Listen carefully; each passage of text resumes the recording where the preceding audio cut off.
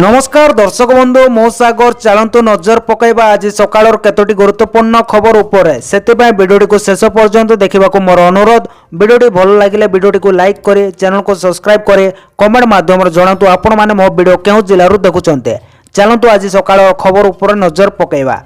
प्रथम खबर देखो आसला बड़ खबर। सेना को मिला जरूरी अस्त्र शस्त्र किणवार क्षमता 40,000 कोटी मंजूर कला केंद्र सरकार। सेना को जरूरी अस्त्र शस्त्र क्रय क्षमता मिल 40,000 कोटीर सहायता। ऑपरेशन सिंदूर मध्य प्रतिरक्षा बाहिनी को अस्त्र शस्त्र क्रय क्षमता मिलता जमापड़ी। उच्चस्तर अधिकारी उपस्थित डीएससी बैठक में मंजूरी मिली खबर मिली। परवर्ती खबर देखो आसला बड़ खबर। बाईमान भारतीय यूट्यूबर पाकिस्तान को एमती दौला भारतीय सेना को गुप्त खबर। भारत में रही भारतीय हई शत्रु देश पाकिस्तान को दौला भारतर गुप्त खबर। यह घटना एवं सारा देश में चर्चार विषय पलटि। तथ्य लीक अभियोग हरियाणा प्रसिद्ध यूट्यूबर ज्योति मालहोत्रा समेत आउ 6 जन को पुलिस गिरफ्त कर। सबुठारु बड़ कथा हूँ ज्योति लीक रे पुरीर यूट्यूबर प्रियंका थिबा संदेह करा जाउछि। कारण ज्योति पुरी आसिबा एवं प्रियंका पाकिस्तान जीवा अनेक दिग उपरे प्रश्नवाची सृष्टि करुछि।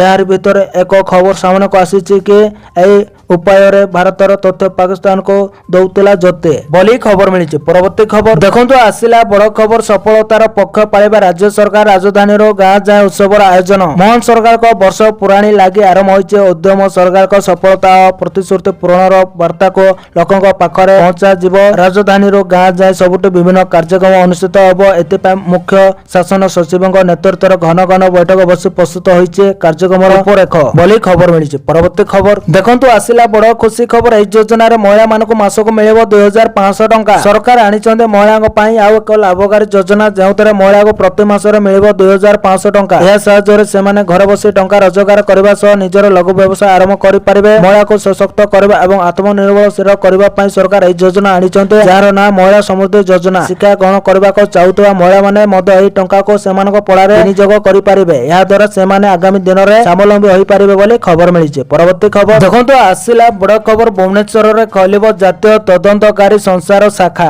एक बड़ खबर। भुवनेश्वर जातीय तदंतकारी संसार शाखा खलिबो एने राज्य गृह विभाग पक्षर जारी होइছে। वक्ते बीएसएस नगर रे पारंपरिक भाबे एनआई रो शाखा कार्य करिबो बोली सूचना मिलिছে। एठारे जणे एसबी पाइहर अधिकारी मुख्य रहिबे। जातीय तदंत संस्था एनआईए होउଛି भारतर केंद्र आतंकवाद विरोधी आईन प्रवर्तन संस्था, जा 2008 मसिया प्रतिष्ठित होइतिला। एहार प्राथमिक भूमिका होउଛି आतंकवाद सहित जड़ित अपराध एवं जातीय सुरक्षा एवं सार्वभौमत्व को प्रभावित करता अन्य विषय गुड़िकर तदंत एवं विचार करबा। एनआईए मध्य आतंकवादी नेटवर्क गुड़िक भांगिबा उपरे लक्ष्य रखिथाए बोली खबर मिली। परवर्ती खबर देखो आसला बड़ खबर। चली पावर कट लोके छटपट। एप्रिल मासर विद्युत काट हेबनी बोली घोषणा करथिले उप मुख्यमंत्री कनक बंधन सिंहदेव। मझिरे मार्च जाई मे मास सरिबाको बसिलाणी हेले विद्युत वितरण कंपनी टाटा पावर अंगसित विद्युत काटरे लागुनी। राजधानी हो कि राज्यर उपांत अंचल सबुठी अंगसित विद्युत काट जंत्रणा छटपट होउचंती पिलाठारू बुढ़ा। घन घन विद्युत काट होउतबा बेला अस्य तातीरे जनजीवन होउची प्रभावित। राज्य जमा विद्युत काट माଳ माଳ चित्र ମତେଇବା ଘୋଷଣା को पानी रे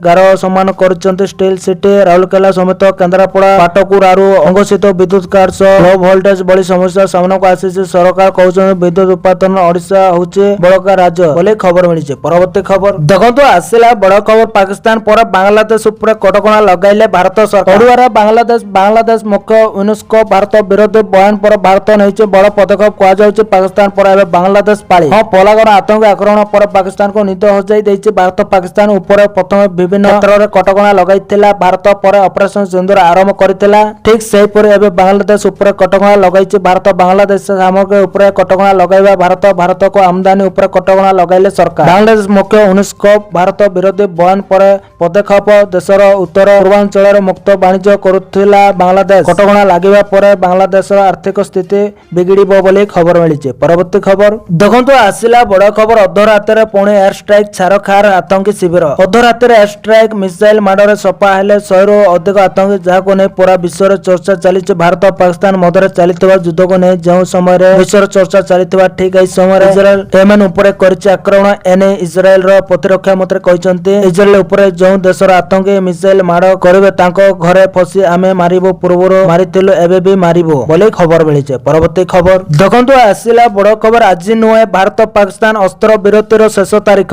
ଆଜି ହେବନି ଡିଜିଏମଓ ଆଲୋଚନା, ଆଜି ହେବନି ଭାରତ ପାକିସ୍ତାନ ଡିଜିଏମଓ ସ୍ତରରେ ଆଲୋଚନା, ଏନେ ସ୍ପଷ୍ଟ କଲା ଭାରତୀୟ ସ୍ଥଳସେନା। ଆଜି ଅସ୍ତ୍ରବିରତି ଶେଷ ତାରିଖ ଖବରକୁ ଖଣ୍ଡନ କଲା ସେନା। ଅନିର୍ଦ୍ଦିଷ୍ଟ କାଳ ଯାଏଁ ଅସ୍ତ୍ରବିରତି ଗୁଜବକୁ ବିଶ୍ୱାସ କରନ୍ତୁନି କହିଲେ ସେନା। କିଛି ଗଣମାଧ୍ୟମ ସଂସ୍ଥା ରିପୋର୍ଟ କରୁଛନ୍ତି ଯେ ଭାରତ ଏବଂ ପାକିସ୍ତାନ ମଧ୍ୟରେ ଅସ୍ତ୍ରବିରତି ଆଜି ଶେଷ ହେଉଛି।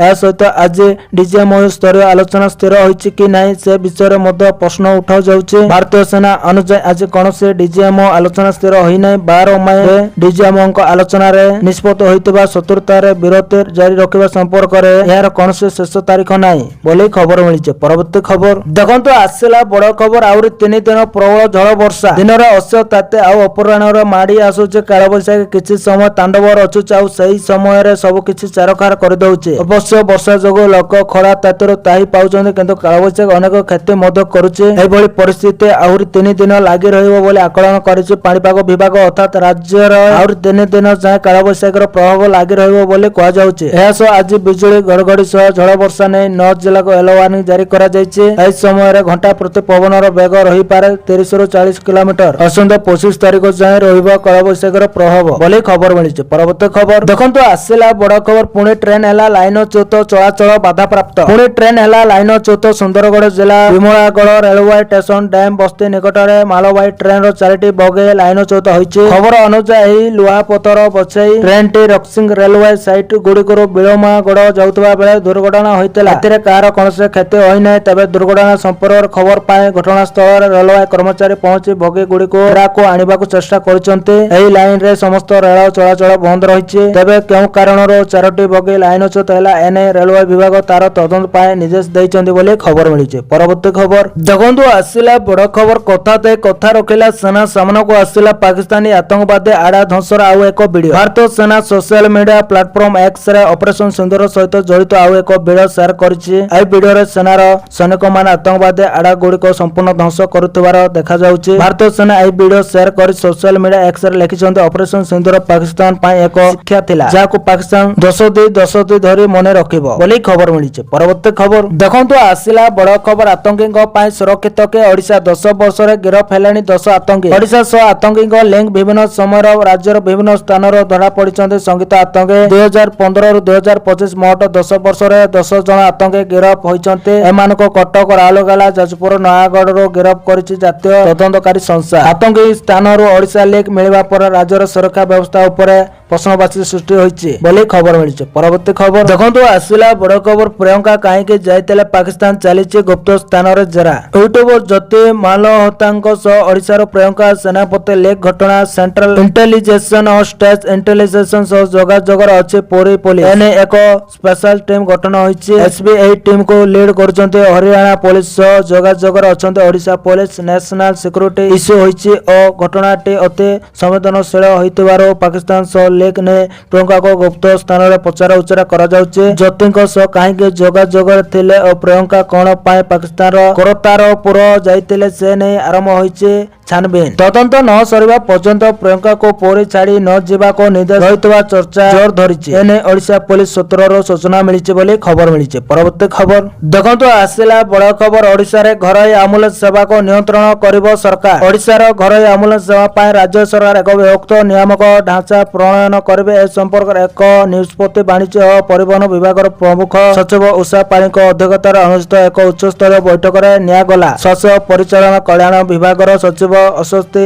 ଏସ୍ ଏବଂ ଜାତୀୟ ସ୍ୱାସ୍ଥ୍ୟ ମିଶନ ଏନ୍ଏଚ୍ଏମ୍ ମିଶନ ନିର୍ଦ୍ଦେଶକ ବୃନ୍ଦା ଡି ସମେତ ଉଭୟ ବିଭାଗର ଅନନ୍ୟ ବରିଷ୍ଠ ଅଧିକାରୀ ଏହି ବୈଠକରେ ଉପସ୍ଥିତ ଥିଲେ। ଘରୋଇ ଆମ୍ବୁଲାନ୍ସ ଗୁଡ଼ିକର ଦୂରଗାମୀ ଓ ଅବହେଳିତ ଅଞ୍ଚଳରେ ଗୁରୁତ୍ୱପୂର୍ଣ୍ଣ ସ୍ୱାସ୍ଥ୍ୟ ସେବା ଅନ୍ତରାଳ ପୂର୍ଣ୍ଣରେ ମୁଖ୍ୟ ଭୂମିକା ଗ୍ରହଣ କରୁଥିବାରୁ ବୈଠକରେ ଅଧିକ ସ୍ୱଚ୍ଛତା, ପରିଚାଳନାଗତ ସ୍ଥିରତା ଏବଂ ନାଗରିକଙ୍କ ପାଇଁ ସଙ୍ଗମତାର ଆବଶ୍ୟକତା ଉପରେ ଗୁରୁତ୍ୱ ଦିଆଯାଇଥିଲା ବୋଲି ଖବର ମିଳିଛି। ପରବର୍ତ୍ତୀ ଖବର ଦେଖନ୍ତୁ, ଆସିଲା ବଡ ଖବର। ଆମେରିକାରେ ଭୟଙ୍କର ଘୂର୍ଣ୍ଣିଝଡ଼, ମାଟିରେ ମିଶିଲା ଅନେକ କୋଠା, 27 ଜଣ ମୃତ। ଅଚାନକ ମାଡ଼ି ଆସିଲା ଭୟଙ୍କର ଘୂର୍ଣ୍ଣିଝଡ଼ ଆଉ ସବୁ କିଛି ଛାରଖାର କରିଦେଲା, ଯେଉଁଥିରେ ବଡ ବଡ କୋଠା ମଧ୍ୟ ଭାଙ୍ଗିଗଲା। ଆଉ ଏହି ଘୂର୍ଣ୍ଣିଝଡ଼ ଏତେ ଭୟଙ୍କର ଥିଲା ଯେ 27 ଜଣଙ୍କର ଜୀବନ ଚାଲିଗଲା। ସେପଟେ ଏବେ ବି ଆହୁରି 12 ରୁ ଅଧିକ ଲୋକ ହସ୍ପିଟାଲ ବେଡରେ ଚମରଣ ସହ ଲଢେଇ କରୁଛନ୍ତି। ଆଶ୍ଚର୍ଯ୍ୟର କଥା ଏହା ଥିଲା କି ଏହି ଘୂର୍ଣ୍ଣିଝଡ଼ର ପ୍ରକୋପ ଏତେ ଥିଲା ଡକି ପାଖାପାଖି 5000 କୋଠା କ୍ଷତିଗ୍ରସ୍ତ ହୋଇଛି ଏବଂ ଯେଉଁଥିରେ 27 ଜଣଙ୍କର ଜୀବନ ଚାଲିଯାଇଛି। ହଁ, ଆମେରିକାରେ ଘୂର୍ଣ୍ଣିଝଡ଼ ନେଇଛି 27 ଜୀବନ। କାଉଣ୍ଟିଂ କି ଓ ମିସ ଫିସରୀର ଅଞ୍ଚଳ ଅଧିକ ପ୍ରଭାବିତ ହୋଇଥିବା ସୂଚନା ମିଳିଛି। କୋଠା ଘର ସମେତ ବିଦ୍ୟୁତ ଖୁଣ୍ଟ ମଧ୍ୟ ଉପୁଡ଼ି ପଡ଼ିଛି ବୋଲି ଖବର ମିଳିଛି। ପରବର୍ତ୍ତୀ ଖବର ଦେଖନ୍ତୁ, ଆସିଲା ବଡ଼ ଖବର। ମୁଖ୍ୟମନ୍ତ୍ରୀଙ୍କ ବଡ଼ ଘୋଷଣା, ବରିଷ୍ଠ ନାଗରିକଙ୍କୁ ପ୍ରତି ମାସରେ ମିଳିବ 3000 ଟଙ୍କା।